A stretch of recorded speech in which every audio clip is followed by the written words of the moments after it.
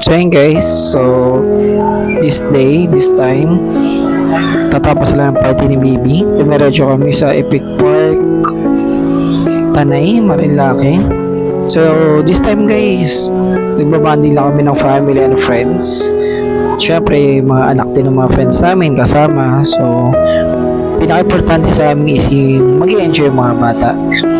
Kasi guys, this time mas priority namin yung mag-enjoy yung mga bata kung saan kami pupunta. Kasi iba na yung ngayon, unlike yung before, kung saan yung may isipan, puntahan nyo. Pero ngayon guys, pag may anak na kayo, kailangan kung may pupuntahan kayo, make sure na mag-enjoy sila. So this time din, napakasaya kasi habang sariwa yung hangin, malamig, nagkakwentuhan lang, nag-update sa isa. Siguro mas prefer na namin ngayon yung ganito.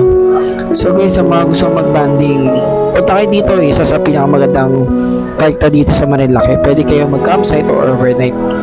Saka para makapag-banding kayo buong family with fresh air.